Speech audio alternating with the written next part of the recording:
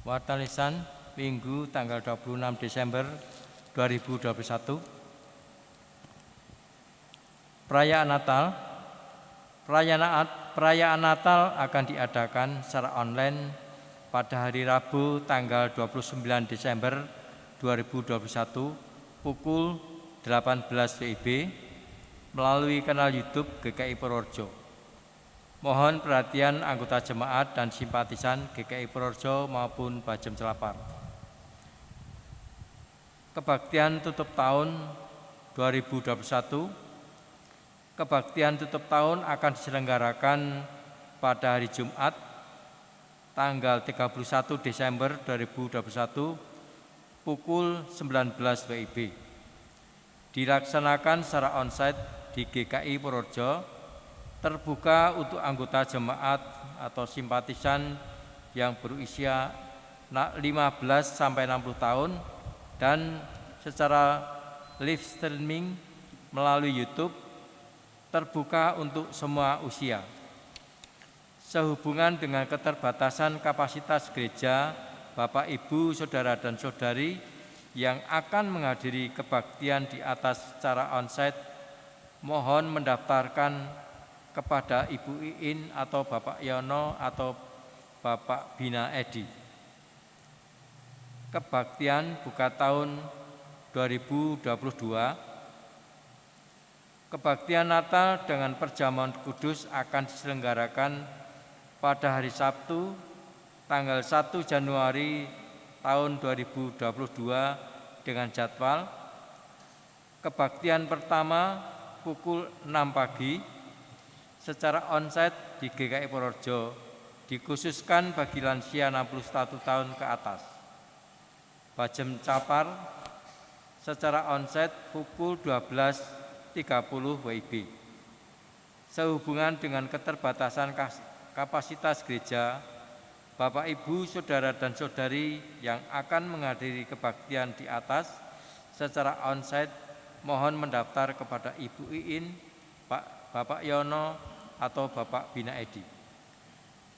Demikian Warta Lisan pada hari ini. Kita akan memulai ibadah. Mari bersaat seduh sejenak.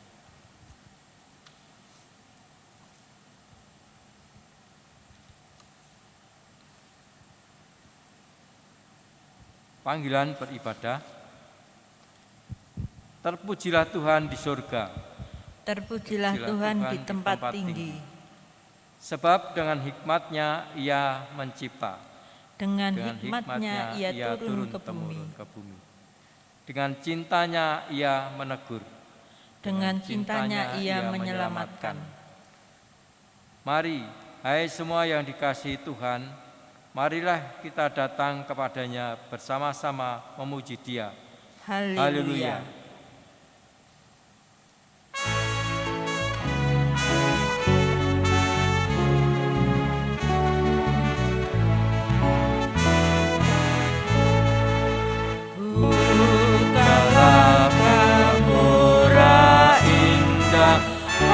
Aku masuk rumahmu agar aku bahagia di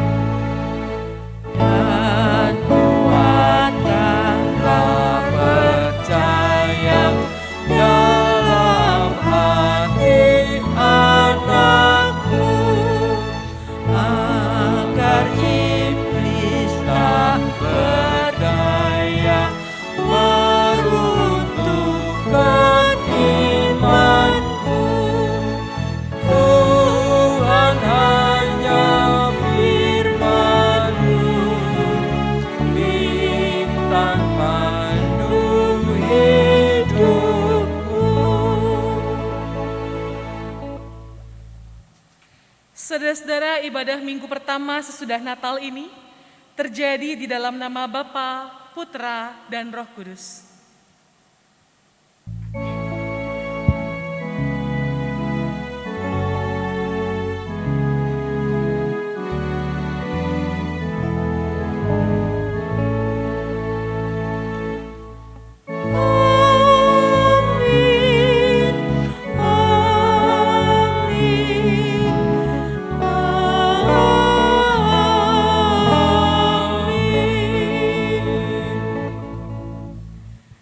Damai Tuhan besertamu. Dan besertamu juga. Saudara-saudara, hari ini kita akan bersama-sama merayakan ibadah minggu pertama sesudah Natal. Dan hari ini tema kita ialah Ia yang telah lahir, penuh hikmat dan kasih karunia. Firman Tuhan di dalam 2 Petrus pasal yang ketiga ayat 17 dan 18 mengatakan kepada kita, tetapi kamu, saudara-saudara yang terkasih, karena kamu telah mengetahui hal ini sebelumnya. Karena itu waspadalah supaya kamu jangan terseret ke dalam kesesatan orang-orang yang tak mengenal hukum, dan jangan kehilangan peganganmu yang teguh. Tetapi bertumbuhlah dalam kasih karunia dan dalam pengenalan akan Tuhan dan Juru Selamat kita, Yesus Kristus. Baginya kemuliaan sekarang dan sampai selama-lamanya. Surat 2 Petrus mau mengingatkan kepada kita bahwa kita hidup ini diminta dan diajak untuk terus bertumbuh di dalam pengenalan kita akan Tuhan. Marilah saudara-saudara kita upayakan pertumbuhan ini dan kita bersama-sama menghayatinya di dalam sebuah nyanyian, Biar Ku Tumbuh di Batangmu.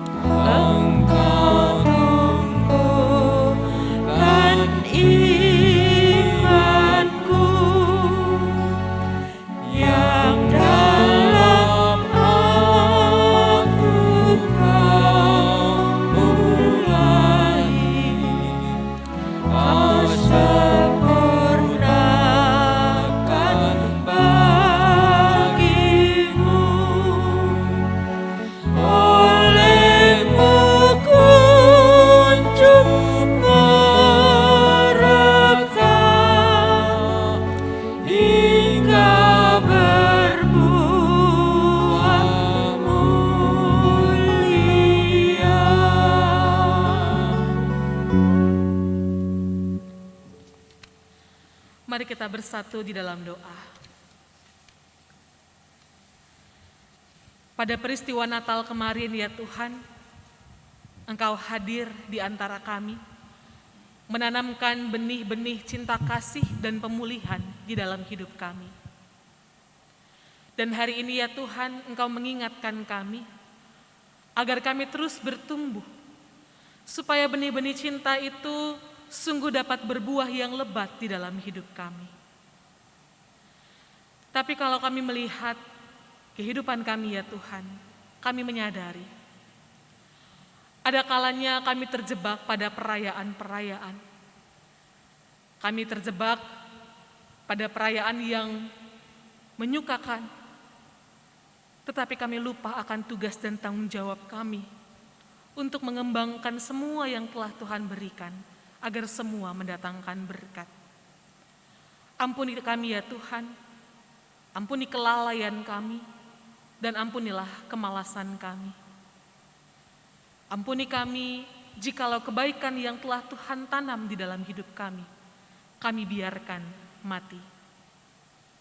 Kasihanilah kami ya Tuhan, dan dengarkanlah doa kami. Di dalam nama-Mu kami berdoa. Amin. Saudara-saudara, marilah kita sambut berita anugerah dari Tuhan, sebab bagi kita yang berdosa, Tuhan hendak memberi rahmat-Nya.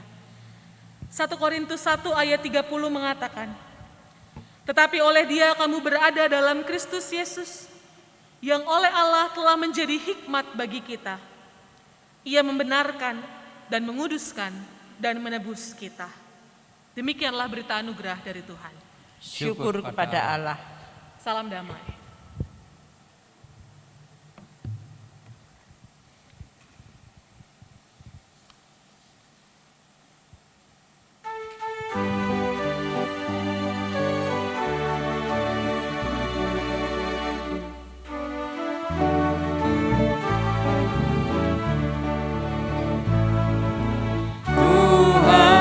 Gembala kami, tuntun kami domba-Mu.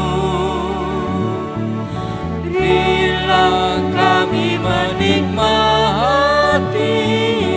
hikmat pengorbanan-Mu, Tuhan Yesus Juru Selamat, kami ini milik-Mu. Yesus Juru Selamat, kami ini milik-Mu. Kehendak-Mu kami cari, ingin turut maksud-Mu. Tuhan isi hati kami, kasih-Mu penuh. Tuhan Yesus Juru Selamat, tak terhingga kasih-Mu. Tuhan Yesus Juru Selamat, tak terhingga kasih-Mu. Mari kita bersatu di dalam doa. Ya Tuhan, izinkanlah kami untuk menyelami kebenaran firman-Mu. Izinkanlah kami untuk menyelami cinta-Mu. Sehingga kami dapat sungguh-sungguh berbuah. Kami dapat sungguh-sungguh bertumbuh. Di dalam nama-Mu ya Tuhan, kami memohon. Amin. Saudara-saudara, marilah kita mendengarkan firman Tuhan dari Injil Lukas pasal 2 ayat 41 sampai 52. Injil Lukas pasal 2 ayat 41 sampai 52. Firman Tuhan mengatakan, tiap-tiap tahun orang tua Yesus pergi ke Yerusalem pada hari raya Paskah. Ketika Yesus telah berumur 12 tahun, pergilah mereka ke Yerusalem seperti yang lazim pada hari raya itu. Sehabis hari-hari perayaan itu, ketika mereka berjalan pulang, tinggallah Yesus di Yerusalem tanpa diketahui orang tuanya. Karena mereka menyangka bahwa Ia ada di antara orang-orang seperjalanan mereka, berjalanlah mereka sehari perjalanan jauhnya, lalu mencari Dia di antara kaum keluarga dan kenalan mereka.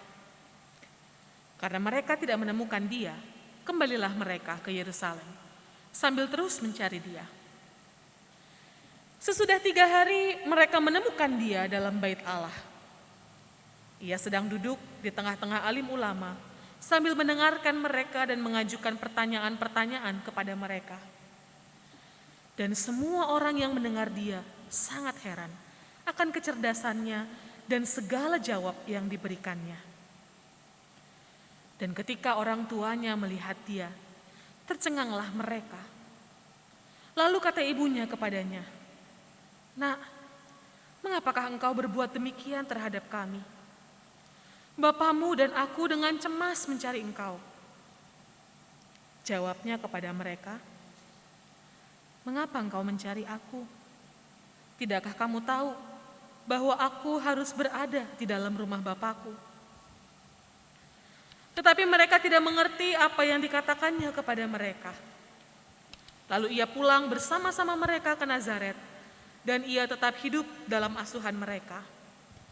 Dan ibunya menyimpan semua perkara itu di dalam hatinya. Dan Yesus makin bertambah besar dan bertambah hikmatnya dan besarnya, dan makin dikasihi oleh Allah dan manusia. Demikianlah sabda Tuhan. Yang berbahagia ialah kita yang mendengarkan firman Allah dan yang memeliharanya. Haleluya.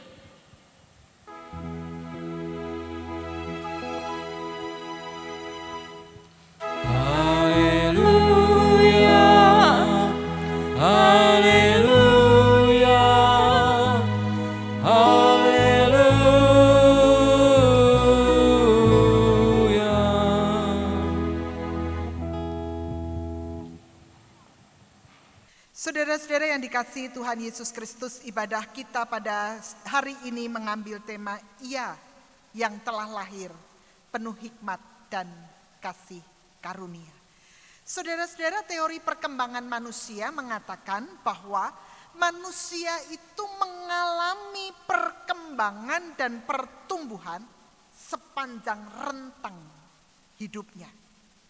Manusia bertumbuh dan berkembang. Dan hal ini kita dapat melihat dari hal-hal yang sederhana. Contoh dari bayi menjadi anak-anak, remaja, dewasa, dan kemudian menjadi lansia.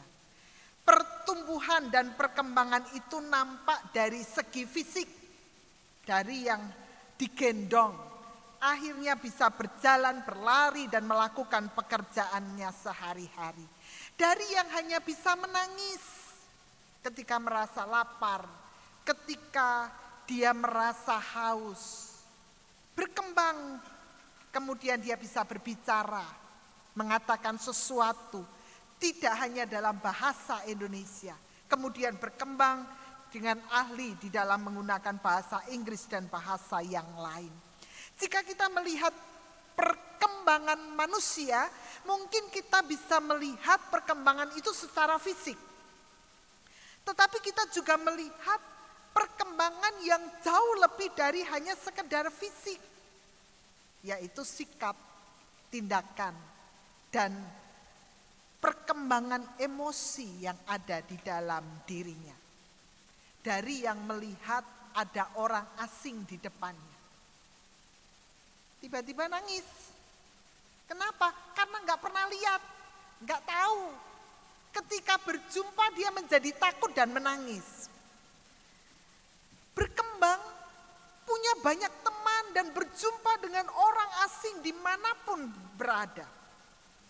Dari yang hanya cuma dipinjami mainan, marah.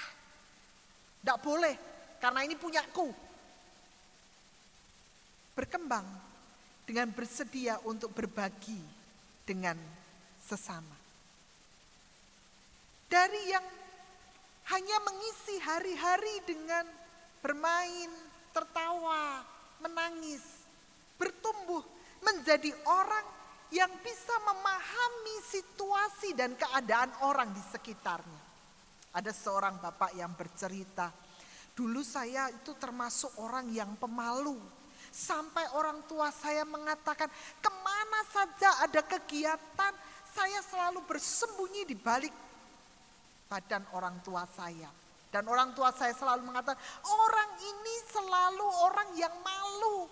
Kalau disuruh ini, disuruh itu, selalu mengatakan enggak. Tetapi sekarang, saya bertumbuh dengan baik.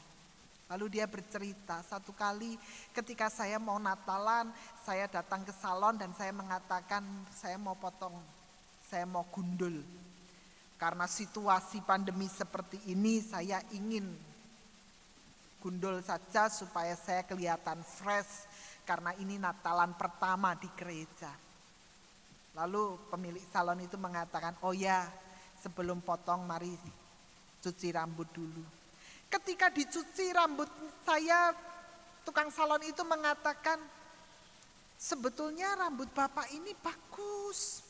Lebih baik kalau disemir, lalu kelihatan lebih muda. Gimana Pak? Ya, enggak apa-apa. Disemir, dirapikan, semuanya oke. Lalu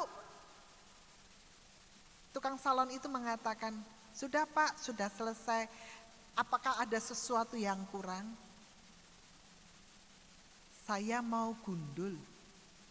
Potong semua rambut saya ini. Nah tukang salon itu mengatakan, Pak kalau mau gundul kenapa enggak dari tadi? Lah Bapak itu bilang gundul kan saya enggak usah nyemir rambut. Dan Bapak enggak usah bayar yang lebih mahal. Sudah Bapak itu mengatakan, enggak apa-apa. Membuat orang senang itu mahal harganya. Dia mengatakan dulu saya pemalu, saya tidak berani untuk mengatakan sesuatu. Tetapi ketika semakin beranjak dewasa, semakin berjumpa dengan banyak orang, emosi saya, rasa malu saya itu berubah. Dan saya bisa belajar untuk memahami orang-orang di sekitar saya. Saudara-saudara, teori perkembangan manusia menunjukkan bahwa manusia bertumbuh dan berkembang bukan hanya secara fisik, tetapi juga secara mental dengan segala keberadaan di dalam dirinya. Nah, kalau kita melihat di dalam bacaan kita, saudara-saudara, Injil Lukas menunjukkan perkembangan Yesus yang lahir sebagai juru selamat dunia itu dengan sangat indahnya. Kalau kita perhatikan di dalam ayat yang ke-52, Injil Lukas mengatakan dan Yesus makin bertambah besar dan bertambah hikmatnya dan besarnya dan makin dikasihi oleh Allah dan manusia. Saudara-saudara perhatikan apa yang Injil Lukas katakan. Dia menceritakan bahwa Yesus itu makin bertambah besar dan bertambah hikmatnya dan besarnya. Kata yang dipakai di dalam bahasa aslinya, kata bertambah besar itu ada dua. Yang pertama adalah prokopten yang menunjuk pada perubahan, pertambahan, perkembangan terkait dengan sikap, karakter, terkait dengan cara berpikir. Dan kata yang kedua yang dipakai adalah helikia yang menunjuk pada perubahan, pertambahan terkait dengan fisik. Dan ini ditunjukkan dengan sangat jelas di dalam ayat 42. Di sana dikatakan kepada kita ketika Yesus telah berumur 12 tahun. Pergilah mereka ke Yerusalem seperti yang lazim pada hari raya itu. Saudara-saudara, di ayat 42 ditunjukkan bahwa bertambah besar itu terkait dengan apa? Terkait dengan fisik dari 0 tahun. Kalau kita mau memperhatikan, baru kemarin 25 Desember kita merayakan Yesus lahir. Hari ini di dalam ibadah minggu pada tanggal 26, usia Yesus digambarkan sudah 12 tahun. Dari 0 menuju 12 tahun. Secara fisik Yesus sudah bertumbuh, berkembang. Dan ditunjukkan di sana bahwa dipilih kata dan dipilih usia 12 tahun karena di dalam tradisi Yahudi 12 tahun itu seorang anak disebut sebagai anak Taurat atau bar mitzvah, anak Taurat yang mau mengatakan bahwa ia ketika usia 12 tahun ia sudah dianggap dewasa. Dia bertanggung jawab atas setiap perilaku dan tindakannya sehari-hari. Bar mitzvah itu menunjukkan sama dengan kita ketika seorang anak memutuskan untuk baptis dewasa atau sidi, yang mau mengatakan bahwa sekarang saya sudah dewasa secara iman. Saya sudah bertanggung jawab atas perilaku dan tindakan saya sehari-hari. Saya bertanggung jawab atas iman kepada Tuhan. Seorang yang berusia 12 tahun, dia dianggap sudah bertanggung jawab untuk melakukan terkait dengan ketentuan-ketentuan yang ada pada hukum Taurat. Saudara-saudara, di satu sisi kita melihat Yesus bertumbuh secara fisik, perawakannya dari 0 menuju 12 tahun. Tetapi di sisi yang lain kita juga melihat bahwa Yesus juga bertumbuh di dalam pengenalan dan ketaatannya kepada Tuhan. Usia 12 tahun. Apa yang dilakukan oleh Yesus? Dia bersama dengan keluarganya menuju ke bait Allah di Yerusalem, karena pada waktu itu mereka merayakan Paskah dan hari raya roti tidak ragi. Yesus bertumbuh di dalam pengenalan akan Tuhan dan ketaatan serta kesetiaan kepatuhannya kepada Tuhan. Ia belajar untuk hidup di dalam iman kepada Allah yang dipercayai oleh umat Israel. Tidak hanya berhenti sampai di situ saja. Kalau kita melihat di dalam bacaan kita, saudara-saudara, maka kita melihat bahwa Yesus itu hidup di dalam iman kepada Tuhan. Di dalam kedewasaan iman, apa yang dia lakukan ditunjukkan bahwa ketika orang tuanya bersama dengan rombongan-rombongan mereka pulang, Yesus tinggal di bait Allah. Apa yang dilakukan? Mereka bertanya jawab dengan alim ulama dalam bait Allah. Dia sedang berupaya untuk mengenal. Dia sedang berupaya untuk tahu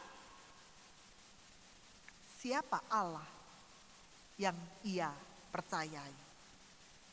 Saudara-saudara, ini memperlihatkan kepada kita bahwa Yesus tidak hanya bertumbuh dan berkembang secara fisik, tetapi ia juga berkembang di dalam spiritualitasnya, imannya kepada Tuhan.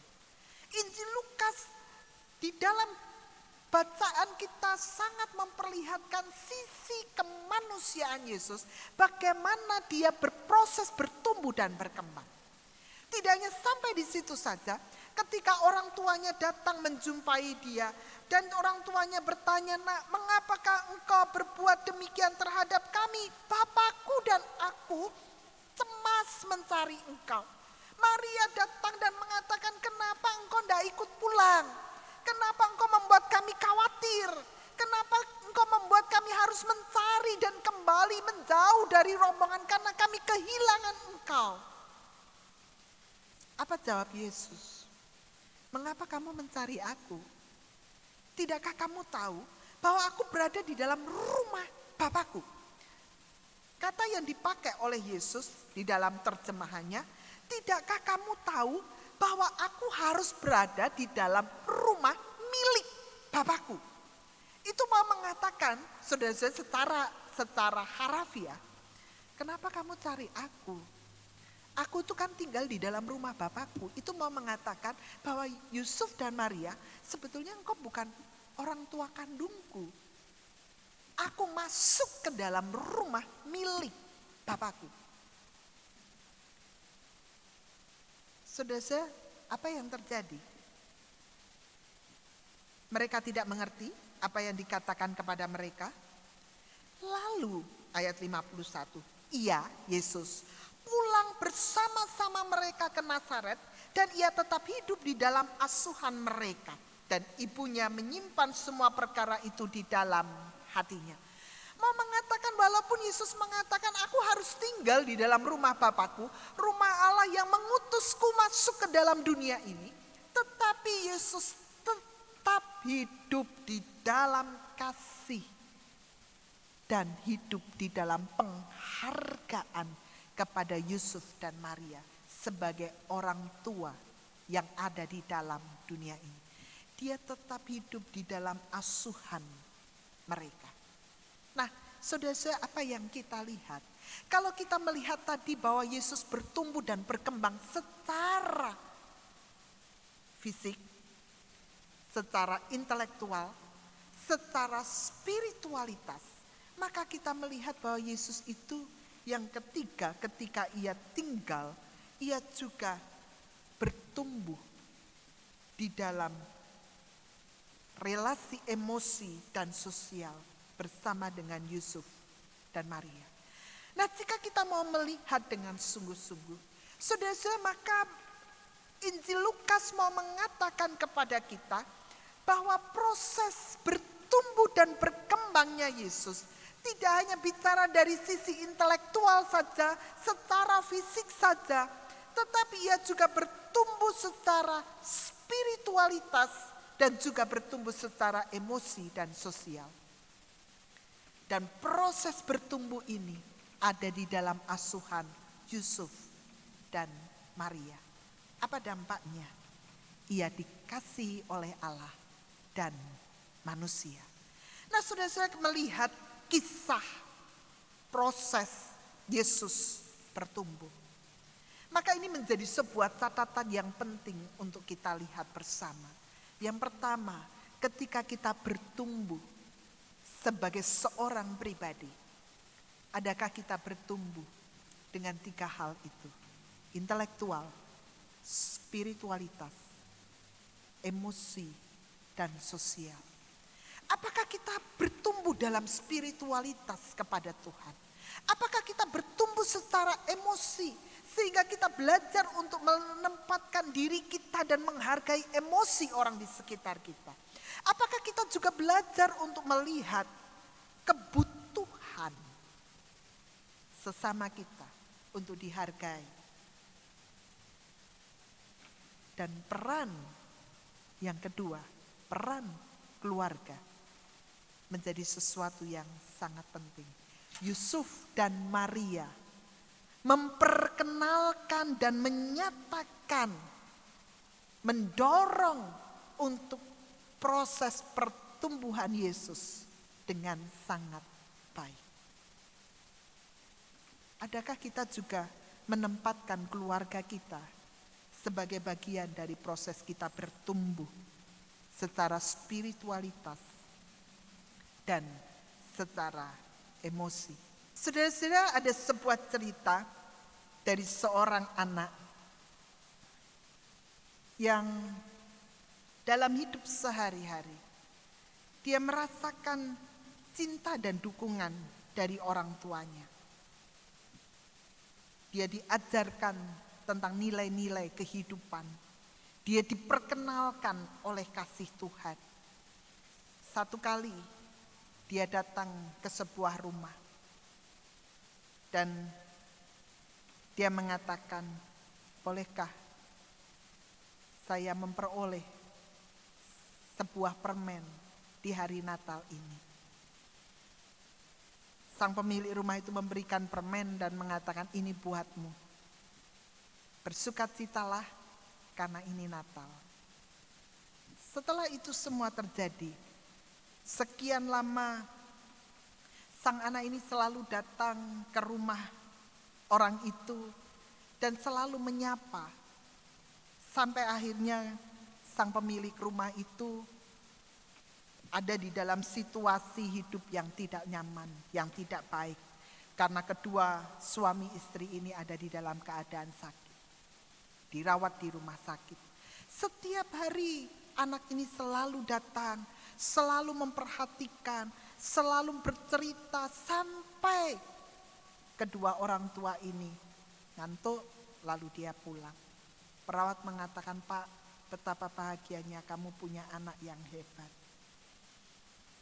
Sang bapak itu mengatakan, andai saya punya anak sehebat dia, saya adalah orang yang berbahagia. Kenapa? Lalu dia bercerita bahwa anak itu adalah anak tetangga yang setiap hari selalu menyapa kami, orang yang sudah tua ini. Ketika saya bertanya, kenapa? Kamu selalu memperhatikan kami, selalu menjumpai kami, selalu mendatangi kami. Jawabannya hanya satu. Manisnya permen yang Engkau berikan sekian puluh tahun yang lalu masih terasa sampai sekarang. Karena itu aku belajar untuk menghargai dan mencintaimu seperti Engkau membagikan berkat dalam hidupku. Saudara-saudara, lihatlah bahwa ketika kita bertumbuh di dalam kasih, peran keluarga menjadi sesuatu yang sangat penting. Proses pertumbuhan emosi, kehidupan sosial satu dengan yang lain, kehidupan spiritualitas itu akan bertumbuh. Karena itu mari belajar saudara-saudara, di tengah hidup yang kita jalani, manusia itu berkembang dan bertumbuh. Mari bertumbuh di dalam spiritualitas yang baik kepada Tuhan. Mari bertumbuh di dalam penghargaan satu dengan yang lain.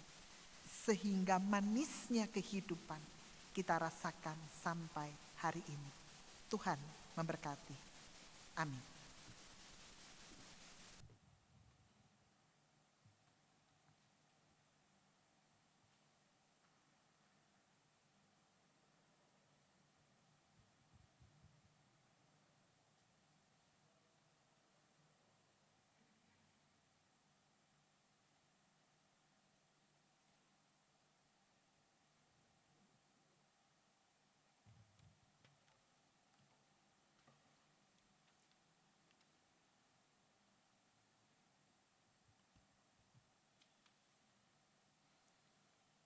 Marilah kita bersama-sama dengan umat Allah di masa lalu, masa kini, dan masa depan, mengingat pengakuan pada baptisan kita menurut pengakuan iman rasuli. Aku percaya kepada Allah, Bapa yang Maha Kuasa, Khalik langit dan bumi, dan kepada Yesus Kristus, Anak-Nya yang tunggal Tuhan kita, yang dikandung daripada Roh Kudus, lahir dari darah Maria, yang menderita sengsara di bawah pemerintahan Pontius Pilatus, disalibkan, mati dan dikuburkan, turun ke dalam kerajaan maut. Pada hari yang ketiga, bangkit pula dari antara orang mati, naik ke surga, duduk di sebelah kanan Allah, Bapa yang Maha Kuasa, dan dari sana Ia akan datang untuk menghakimi orang yang hidup dan yang mati. Aku percaya kepada Roh Kudus, gereja yang kudus dan am, persekutuan orang kudus, pengampunan dosa, kebangkitan orang mati, dan hidup yang kekal. Amin.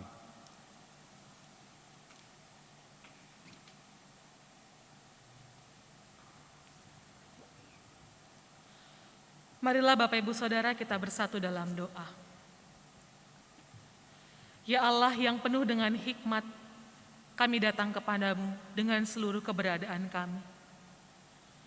Kami tahu bahwa Engkau selalu mengerjakan apa yang baik, bahkan yang terbaik bagi kami. Karena itu kami mau belajar untuk percaya penuh pada karya tangan Tuhan dan belajar untuk mempercayakan diri, sehingga kami boleh ikut ambil bagian di dalam karya yang Tuhan kerjakan. Karena itu Tuhan, pada hari ini bersama-sama kami menaikkan doa syafaat kami.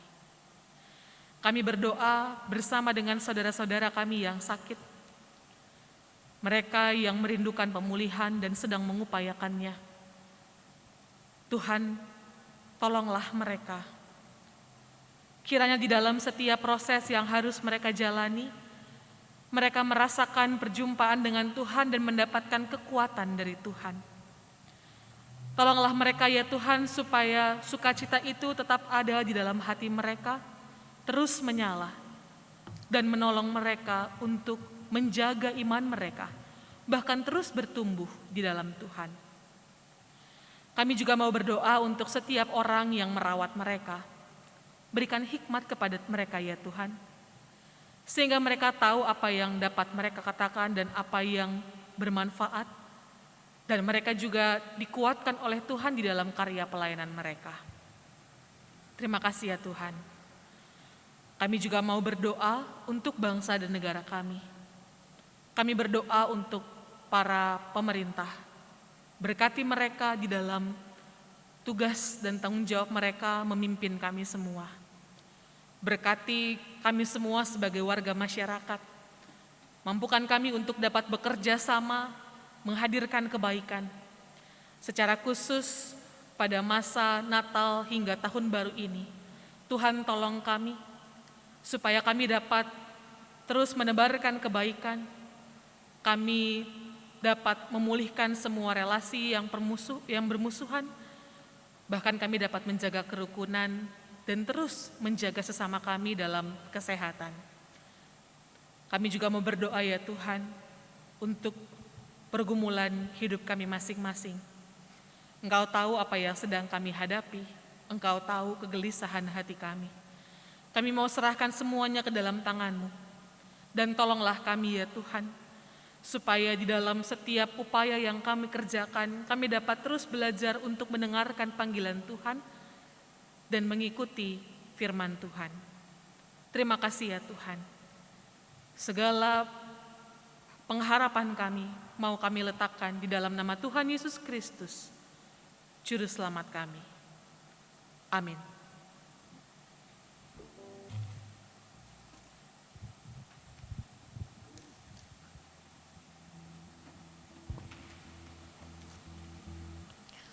Bapak, Ibu, Saudara, saatnya kita diberi kesempatan untuk memberikan persembahan syukur kita kepada Tuhan. Pengantar persembahan diambil dari Mazmur 86 ayat yang ke-12. Aku hendak bersyukur kepadamu ya Tuhan Allahku, dengan segenap hatiku dan memuliakan namamu untuk selama-lamanya. Sebagai pengiring persembahan kita akan menyanyikan dari PKJ 146, bait pertama dan yang ketiga.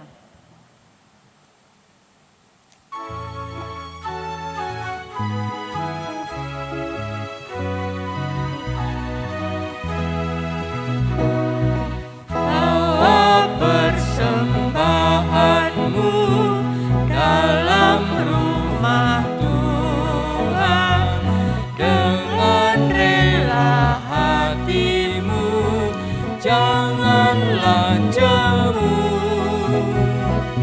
Bawa persembahanmu, bawa dengan suka, bawa persembahanmu, tanda sukacitamu, bawa persembahanmu, ucaplah syukur, persembahkan dirimu untuk Tuhan pakai, agar kerajaannya makin nyatalah,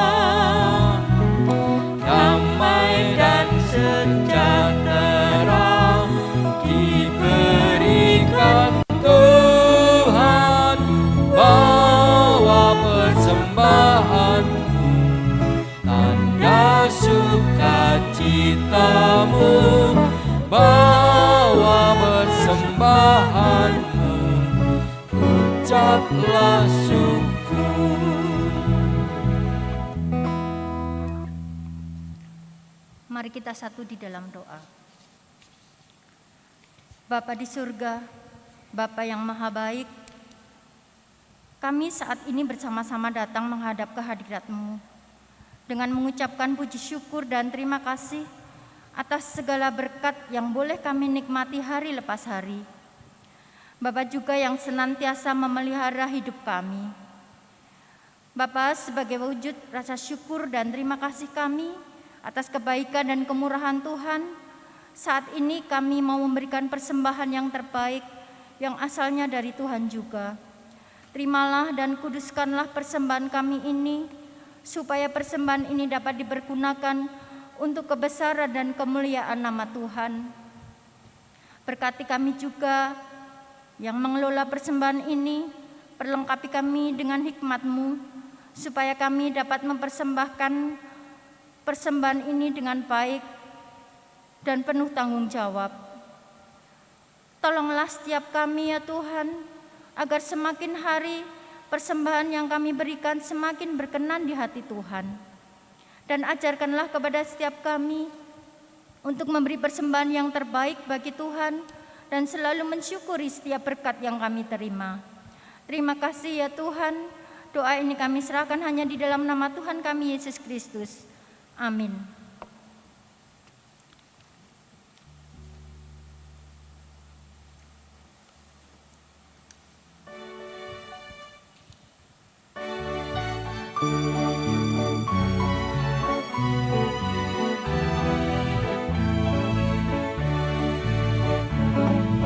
Tuhan tolonglah, bangunkan iman, pulihkanlah kasih yang remuk.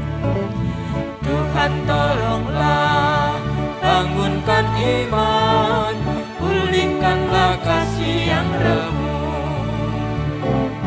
Ubahlah hatiku, jamalah diriku, biar di tangan-Mu berbentuk. Tuhan tolonglah, bangunkan iman, pulihkanlah kasih yang remuk. Ku ingin hidup, ku rindu kerja, makin giat dan makin tekun. Ku ingin hidup, ku rindu kerja, makin giat dan makin tekun. Kuatkan batinku, birukan tekadku, menjadi bentara kasih-Mu. Ku ingin hidup, ku rindu kerja, makin giat dan makin tekun. Saudara-saudara, marilah kita mengarahkan hati kita kepada Tuhan. Kami mengarahkan hati kami kepada Tuhan. Jadilah saksi Kristus. Syukur kepada Allah, Terpujilah Tuhan. kini dan selamanya. Kita mohon berkat dari Tuhan. Kiranya Tuhan memberkati kita dan melindungi kita. Tuhan menyinari kita dengan wajah-Nya dan memberi kita kasih karunia. Tuhan menghadapkan wajah-Nya kepada kita dan memberi kita damai sejahtera. Amin.